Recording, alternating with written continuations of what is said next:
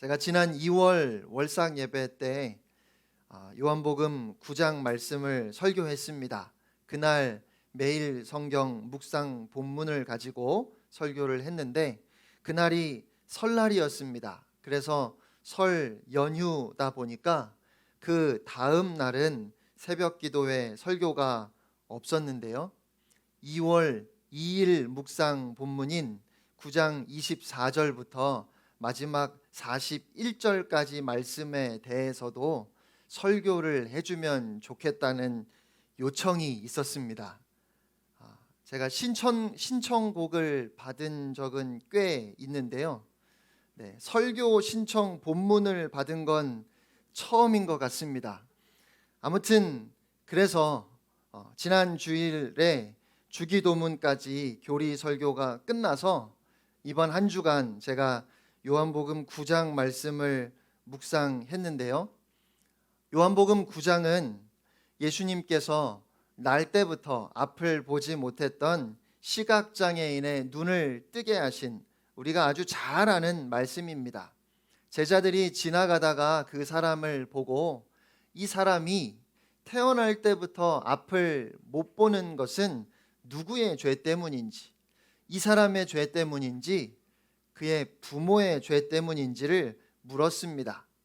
예수님은 이 사람의 죄도 그 부모의 죄도 아니다. 다만 하나님께서 하시는 일을 그에게서 드러내시려는 것이다 라고 하셨습니다. 그리고 땅에 침을 뱉어 진흙을 이겨 그의 눈에 바르시고 실로암 못에 가서 씻으라고 하셨지요. 그가 순종하여 예수님께서 말씀하신 그대로 실로암 못에 가서 씻었더니 눈을 뜨고 보게 되었습니다. 그런데 우리가 예수님께서 행하신 이 기적에 많은 관심을 두다 보니까 날 때부터 앞을 보지 못했던 사람이 그 눈을 뜨고 보게 되었다는 사실만을 기억하고 그 이후에 나오는 말씀은 그냥 넘어가는 것 같습니다. 하지만 9장에서 오히려 요한이 더 강조해서 자세하게 기록하고 있는 것은 그 이후에 일어난 사건입니다. 특히 9장 전체에서 가장 극적인 순간은 35절로 41절에 예수님께서 그 사람을 다시 만나시는 장면이에요. 그래서 몇 주가 될지는 정확히 모르겠지만 9장에 담겨 있는 중요한 교훈들을 여러분들과 함께 좀 생각해 보려고 합니다. 말씀드린 것처럼 지난 2월 월상 예배 때는 13절로 23절 말씀을 본문으로 본문에 등장하는 여러 사람들의 다양한 반응을 살펴보면서 특별히 이 시각장애인의 부모의 반응을 통해서 저의 연약함과 비겁함을 보았다고 말씀을 드렸는데요. 오늘은 24절로 34절 말씀을 통해서 바리새인들의 반응을 한번 생각해 보고 싶습니다. 예수님께서 안식일에 시각장애인의 눈을 뜨게 하셨습니다. 당시에 안식일에 병을 고치는 것이 가능한지 그렇지 않은지에 대해 많은 논란이 있었기 때문에 바리새인들은 일단 그 시각장애인을 만나보았습니다. 그리고 예수님이 안식일에 그의 눈을 고치신 것을 확인했습니다. 바리새인들은 예수가 안식일에 병을 고쳤다면 일단 그가 선지자인가를 의심해 보아야 한다 생각했을 겁니다. 병을 고치는 것이 일인지 아닌지는 바리새인들 안에서도 서로 의견이 달랐지만 그들이 믿는 바 모세의 율법은 안식일에 일을 하지 말라고 분명하게 가르치고 있다고 확신했기 때문입니다. 병을 고치는 그것이 과연 일에 속할까 아니면 자비에 속할까 그것이 논란이 되었기 때문에 애매한 상황이기는 합니다. 하지만 모세의 율법에 분명하게 일을 하지 말라고 했으니까 확인해 보아야 한다는 말이지요. 예수가 선지자가 아니라면 이 일은 조작된 일일지도 모른다 생각했습니다. 그래서 그 사람이 정말 태어나면서부터 앞을 볼 수 없었는지, 어떻게 지금은 볼 수 있게 된 것인지 조사를 했습니다. 부모를 불러서 물었습니다. 아들이 진짜 나면서부터 앞을 보지 못했는가? 그런데 어떻게 지금은 보게 되었는가? 물론 그들은 부모를 위협함으로 증거를 조작할 용의도 있었습니다. 그의 부모는 그가 나면서부터 앞을 보지 못했던 것은 확인해 주었지만 그의 눈을 뜨게 했다는 예수에 대해서는 일절 말하지 않았습니다. 그래서 바리새인들은 눈을 떠서 볼 수 있게 된 그 사람을 다시 불렀습니다. 이번에는 상당히 강압적으로 신문했습니다. 신문하기 전에 이렇게 말합니다. 하나님께 영광을 돌리라. 우리는 이 사람이 죄인인 줄 아노라. 예수님이 죄인인 것을 인정함이 곧 하나님께 영광이 된다는 말입니다. 예수님을 이미 죄인으로 정해놓고 지금 조사를 하고 있는 겁니다. 우리는 이 사람이 죄인인 줄 알고 있으니까 네가 그 사람이 죄인이라고 인정해 주기만 하면, 그렇게 증언을 하면 하나님께 영광이 될 것이라고 그렇게 이야기를 하는 겁니다. 하지만 이 사람은 안식일에 병을 고치는 것이 죄인지 아닌지는 모르겠지만 자신이 앞을 보지 못하다가 이제는 볼 수 있는 것은 틀림없는 사실이라고 그렇게 증언했습니다. 거짓말이 아닙니다. 사기가 아닙니다. 보지 못하면서 보는 척 하는 것도 아닙니다. 태어날 때부터 앞을 볼 수 없었는데 정말로 보게 되었습니다. 그는 자신이 경험한 것을 그대로 증언했습니다. 바리새인들이 다시 물었습니다. 그가 너에게 어떻게 했느냐? 그가 어떻게 너의 눈을 뜨게 해 주었느냐? 그러자 그는 바리새인들에게 매우 당돌한 대답을 했습니다. 왜 똑같은 말을 자꾸 들으려고 합니까? 아니, 당신들도 그분의 제자가 되고 싶어서 그러는 겁니까? 그러자 바리새인들은 그에게 심한 욕설을 퍼부었습니다. 불같이 화를 낸 것입니다. 그러면서 너는 그의 제자지만 우리는 모세의 제자들이다 라고 했습니다. 그것이 그들의 종교적 자부심이었고 그들의 행동을 결정해주는 정체성이었습니다. 저는 여기까지는 바리새인들의 입장을 인정할 수도 있겠다는 생각이 들었습니다. 그러니까 그들은 모세의 제자들이고 그래서 율법이 절대적인 기준이어서 율법을 통해 판단해야 하는데 율법을 어기는 자는 선지자라 할 수 없다고, 우리는 그렇게 생각한다고 지금 이들이 말하고 있는 것이라면 저는 그런 주장을 존중해 주면서 대화를 해볼 수 있다고 생각합니다. 물론 애석하지요. 예수님을 메시아로 믿지 못하는 것이 답답하고 이들도 좀 믿을 수 있으면 좋겠지만 도저히 믿어지지 않아서 나는 못 믿겠다고 말하는 사람이 있다면 그 사람을 존중해 주어야 한다는 것입니다. 절대로 함부로 무시하거나 혹은 함부로 말해서는 안 되는 겁니다. 그런데 요한은 율법에 대해 잘 알지도 못하는, 태어나면서부터 앞을 볼 수 없었던 이 사람의 이야기를 통해서 바리새인들의 모순을 지적합니다. 조금 각색하자면 그가 이렇게 말했습니다. 이상하네요.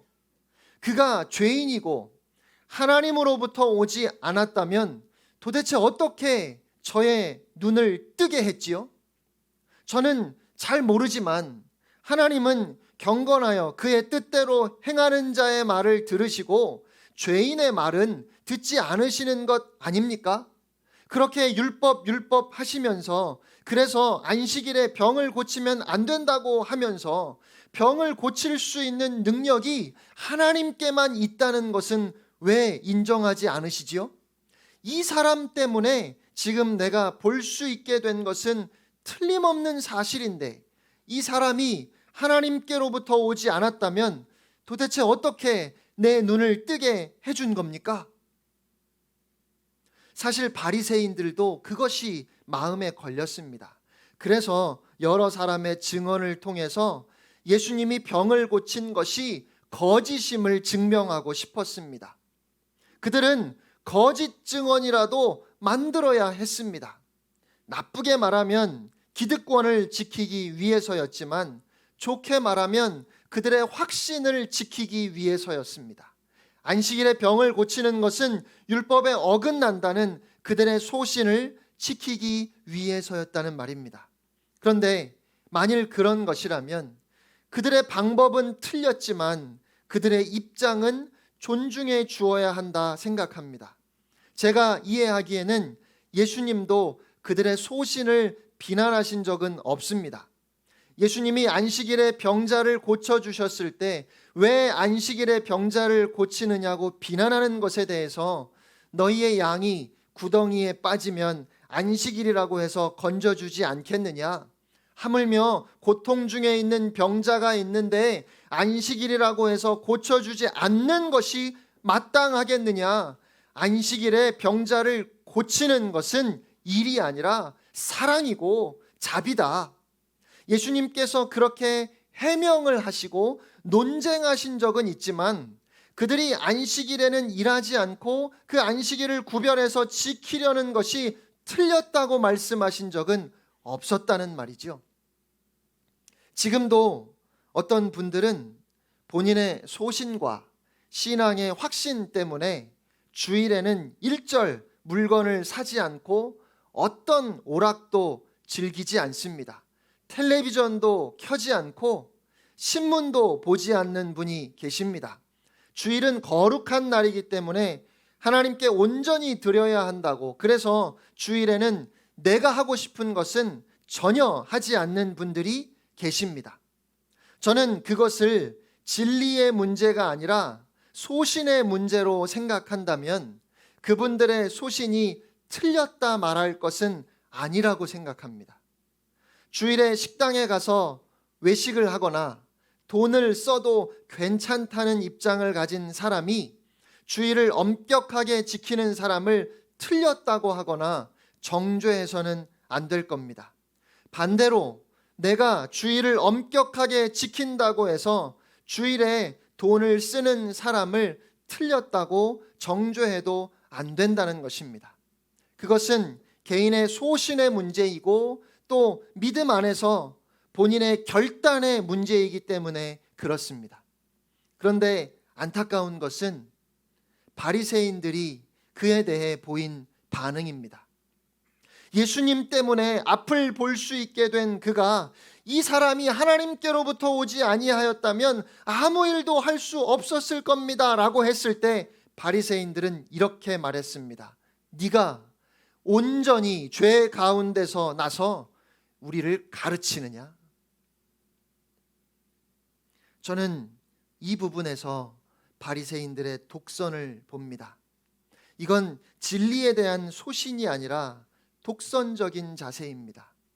그들은 나면서부터 앞을 볼 수 없었던 그 사람을, 제자들이 처음 그 사람을 보고 그가 시각장애인으로 태어난 것이 누구의 죄인지, 자신의 죄인지 부모의 죄인지를 물었던 것처럼 그 사람은 죄 때문에 그렇게 태어났다고 생각했던 것 같습니다. 그리고 그들이 가지고 있던 율법에 대한 해박한 지식 때문에 이 사람처럼 무식하고 보잘것없는 사람의 말은 들을 필요가 없다고 생각했나 봅니다. 그들이 안식일에는 병을 고쳐서는 안 된다는 확신이 있어서 예수님이 정말로 안식일에 병을 고쳤는가를 확인하고자 했다면 이해할 수 있습니다. 하지만 하나님이 보내지 않은 사람이 어떻게 병을 고칠 수 있느냐는 질문에 너 같은 죄인이 감히 우리를 가르치느냐고 대답한 것은 진리를 사랑하고 그 진리를 지키고자 하는 사람의 모습이 아닙니다. 오히려 진리를 가리고 있는 모습입니다. 저는 이런 모습을 오늘 현대 교회의 지도자들에게서도 어렵지 않게 볼 수 있다고 생각합니다. 개신교인들은 종교개혁 때부터 오직 성경으로라는 슬로건으로 성경만이 절대적인 권위가 있음을 주장해 왔습니다. 어른이든 아이든 학자든 목사든 평신도든 모두가 다 하나님 말씀 앞에 순종해야 한다 가르쳤고 그것이 우리의 신앙이라고 고백해 왔습니다. 어느 교인이 목사님, 이렇게 하는 것은 하나님의 말씀을 따르는 것이 아니지 않습니까? 라고 그렇게 말을 했다고 가정해 보지요. 그때 목사가 저는 이렇게 하는 것이 하나님의 말씀을 따르는 것이라고 확신합니다. 저의 신앙적인 양심에 조금도 거리낌이 없습니다. 라고 그렇게 말하는 것과 내가 목사인데 목사 앞에서 하나님 말씀 운운하시면 안 되지요. 지금 일개 성도가 목사를 가르치려고 하는 겁니까? 이렇게 말하는 것은 아주 다른 것입니다. 하나는 진리에 대한 소신이고 다른 하나는 독선입니다. 소신이 진리에 관한 관심에서 비롯된 것이라면 독선은 진리를 말하는 듯 하지만 사실은 진리에 관심이 없는 겁니다. 마치 믿음과 천국을 말하면서도 믿음과 천국에 관심이 없는 것과 같습니다. 독선적인 태도 때문에 진리에 대한 확신조차 독선으로 매도되도록 한 것은 기독교 지도자들의 책임일 겁니다. 그런데 문제는 이것을 구분하기가 쉽지 않다는 것입니다. 저의 삶을 돌아보아도 정말로 진리에 대한 소신 때문이기보다 저의 교만과 자존심 때문에 고집을 부렸던 경우가 더 많았음을 고백할 수밖에 없습니다.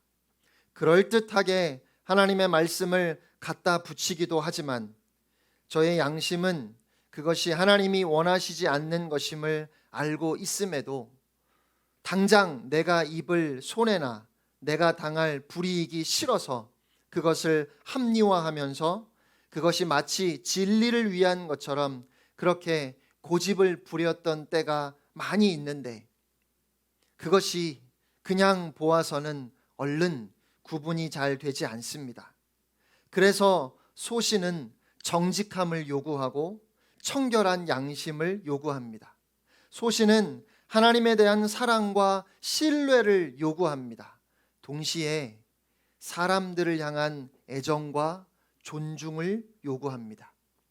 오래전에 레바논의 수도인 베이루트로부터 참 어처구니 없는 기사 하나가 외신을 통해서 전 세계로 전해졌습니다. 남아프리카 공화국 요하네스버그에서 열린 미스 월드 선발 대회에 그 해의 미스 레바논이었던 투르크 양이 참가했습니다. 그런데 투르크 양이 미스 이스라엘과 다정하게 사진을 찍은 것이 문제가 되었습니다. 당시는 이스라엘과 레바논이 공식적으로 전쟁 중이었습니다.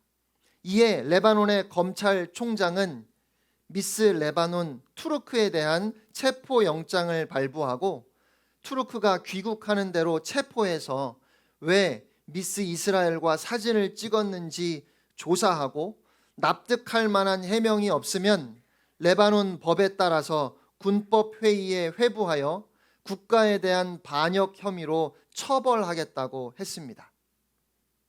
인간의 아름다움을 통해서 세계 평화와 인류애를 증진한다는 취지의 미인 대회에서 참가자들이 함께 찍은 한 장의 사진이 문제가 된다면 미스 이스라엘이 참가하는 그 미인 대회에 아예 미스 레바논을 참가시키지 말든지 참가시켰다면 함께 참가한 어느 나라 대표와도 사진을 찍을 수 있어야 합니다.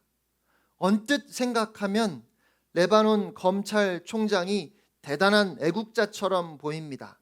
그러나 과연 미스 레바논을 체포하겠다는 것이 순수한 애국심이라고 할 수 있을까요? 아닙니다. 아무리 생각해도 그건 그에게 인간에 대한 존중과 사랑이 없는 것으로 보입니다. 참 오만하고 독선적인 모습입니다. 사랑이 없는 사람은 사람이 만든 제도의 노예가 되어버리고 맙니다. 사랑이 없는 곳에는 오직 형식과 껍데기만 남습니다. 사랑이 없는 곳에는 형식 속에 반드시 담겨 있어야 할 정신이 있을 수 없습니다. 사랑이 없는 소신은 도리어 사람을 해치는 흉기가 됩니다.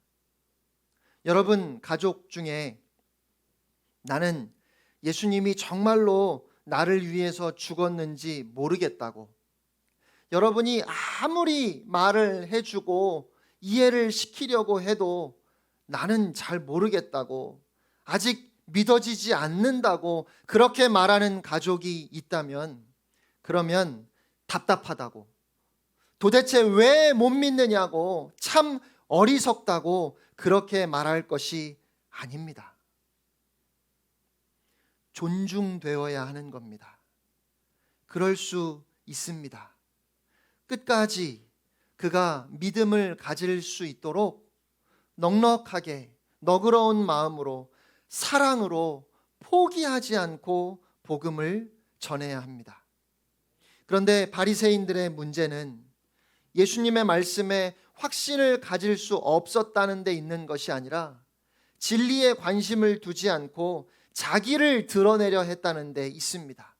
바리새인들은 모세의 제자로서 율법 때문에 안식일에 병을 고친 예수님을 인정할 수 없다고 했습니다. 그것이 율법을 지키며 살고자 하는 열망에서 비롯된 것이라면 그들의 잘못된 소신이 안타깝지만 존중할 수 있습니다. 하지만 예수님 때문에 볼 수 있게 된 사람이 그 율법의 논리로 어떻게 죄인이 병을 고칠 수 있는가를 물었는데, 그들은 자기들의 지식과 위치로 그를 협박하려 했습니다. 결국 입으로는 율법을 말하지만 율법을 존중하지 않는 모습입니다.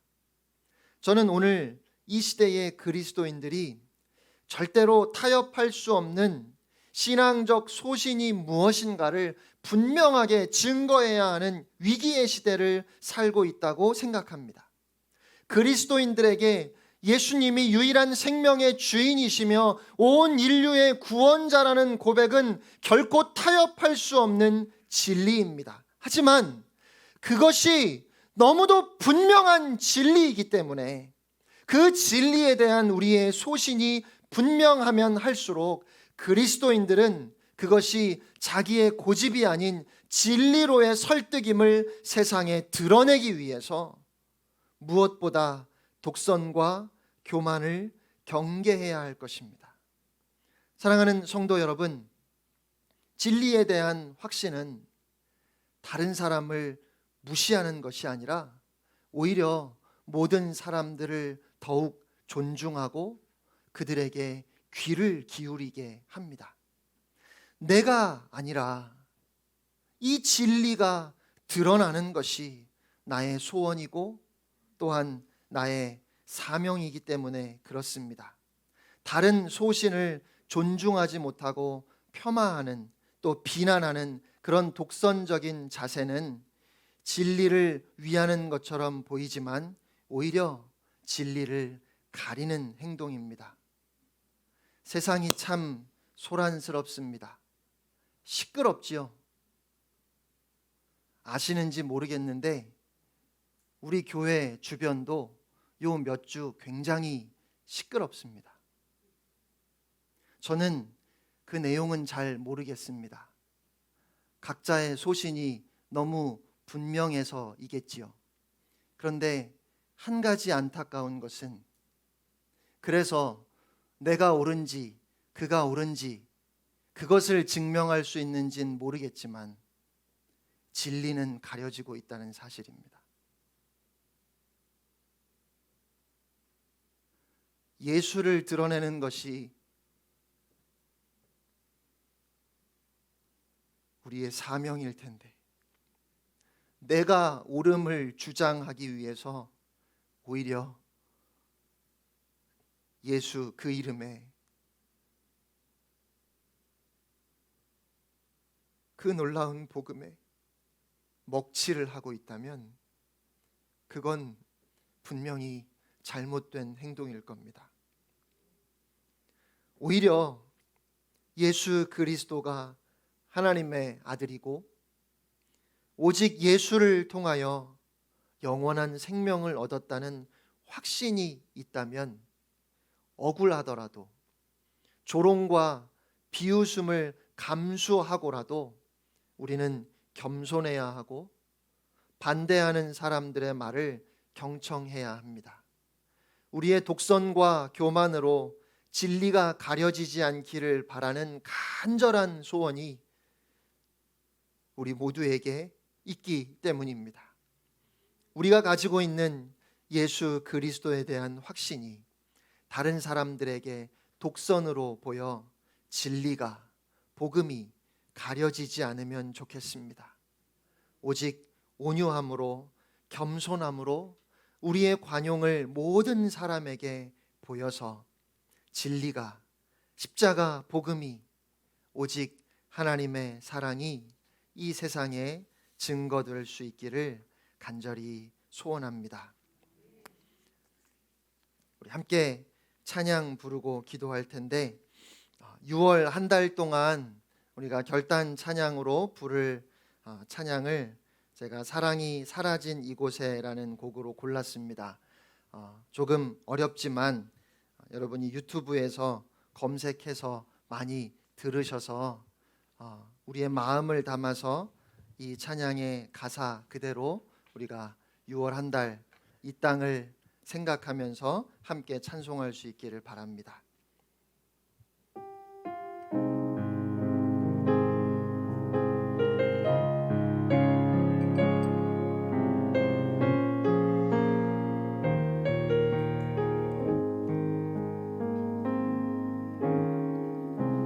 미움과 다툼 시기와 무정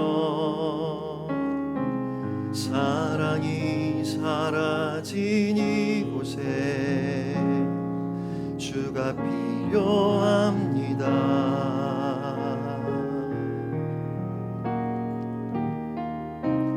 불의와 부정 거짓과 부패 정의가 사라진 이곳에 주가 필요합니다. 주여 오시옵소서.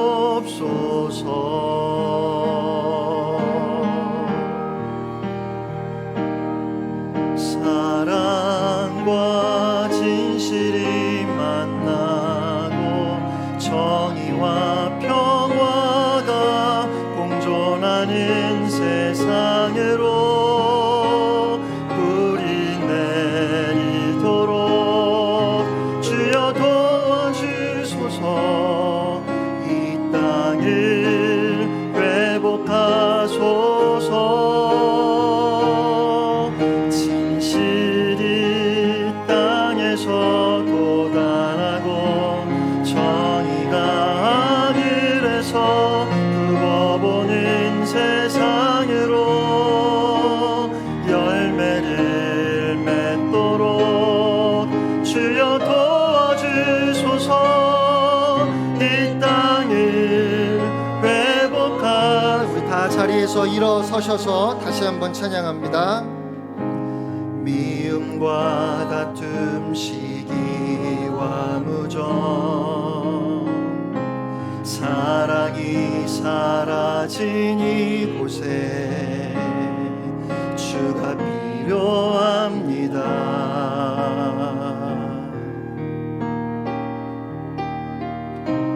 불의와 부정 거짓과 부패 정의가 사라진 이곳에 주가 필요합니다. 주여 오시옵소서.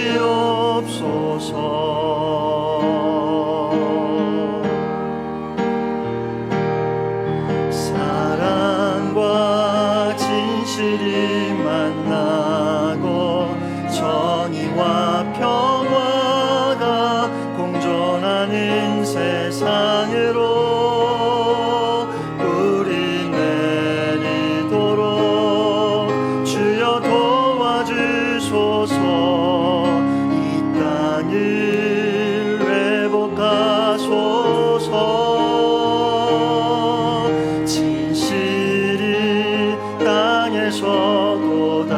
만나고 정의가 하늘에서 굽어보는 세상으로 열매를 맺도록 주여 도와주소서.